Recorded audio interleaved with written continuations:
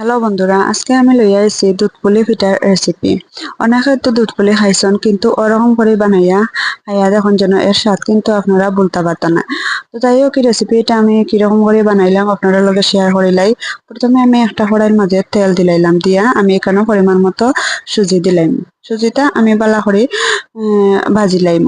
যখন এটার কালারটা চেঞ্জ হয়ে আইব, মানে একটু হালকা বাদামি কালার হয়ে আইব, তখন আমি এখানে ওই দেখুন আমার সুজির কালারটা দেখুন ওরকম যখন কালার হয়ে যাবে, তখন আমি এখানে পানি অ্যাড করিলাম।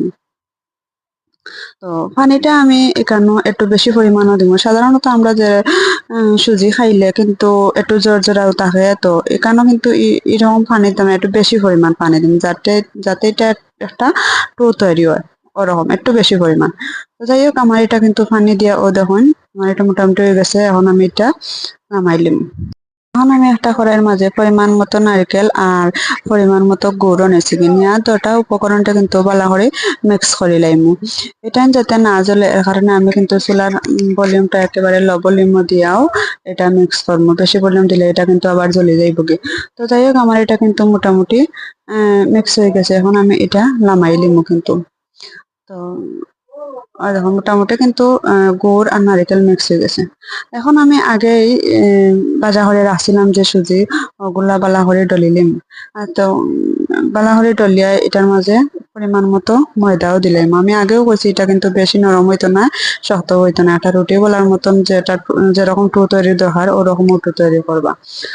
তো আমার আজকের রেসিপিটা যারা যারা দেখা এরকম রেসিপি পাওয়ার লাগে কিন্তু ইউটিউব চ্যানেলটা সাবস্ক্রাইব করিয়া রাখুন। আর যারা ফেসবুক পেজটা দেখা তারা পেজটা অবশ্যই ফলো দিবা। তো এরকম আরো নতুন নতুন রেসিপি পাইবা আপনারা। আর যদি এই রেসিপিটা আপনারা ভালো লাগে থাকে তাইলে অবশ্যই কমেন্ট করে জানাইবা। আমার কাছে কিন্তু খুবই ভালো লাগছে এই পিঠা। অনেকে দুধ পুলি খাইন বা আমিও অনেক দুধ পুলি খাইছি, কিন্তু এইরকম বানানোর পরে এর স্বাদ কিন্তু আমার মুখে এখনো লাগিয়ে রয়েছে, হয় যে আপনারা লগেও শেয়ার হইলে।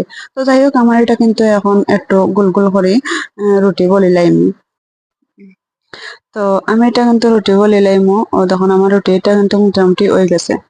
এখন আমি আগে যে একান্ন নারকেল আর গুড় দিয়ে একটা পুর রেডি করে রাখছিলাম, ওটার ভিতরে বড়িয়া দিলাম।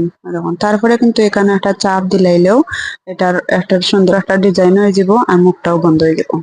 তারপরে আমি এখানে 1 লিটার গরুর দুধ নিয়েছি, নিয়ে এখানে আমি পরিমাণ মতো চিনিও দিলাইছি।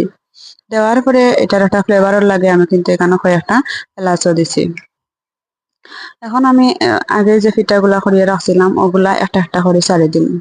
তো ছাড়ার পরে আমি এটা প্রায় আধা ঘন্টার মতো এটা ডাকিয়া অল্প আছে কিন্তু এটা জাল দিন। মোটামুটি যখন এটা জাল হয়ে আইব তখন আমি এটা নামাই। এটা আসলে পিঠা এটা ঠান্ডা হওয়ার পরে একটু খাইতে বেশিও ভালো লাগে। তো আমি কিন্তু এটা ঠান্ডা হওয়ার পরেও এই রেসিপিটা খাইছি, আমার কাছে খুবই ভালো লাগছে। আপনারা চাইলে এটা একদিন রেস্টুরেন্টে খাইতে পারেন, কারণ রাত্রে বানাইলে সকালে খাইলে এটা কিন্তু আরো বেশি ভালো লাগবে। তো যাই হোক, ওই দেখুন এই পিঠা এটা কিন্তু খুবই সুন্দর, দেখতে যেমন সুন্দর খাইতেও তেমন লোভনীয়। আপনারা অবশ্যই কিন্তু বাসায় ট্রাই করবা।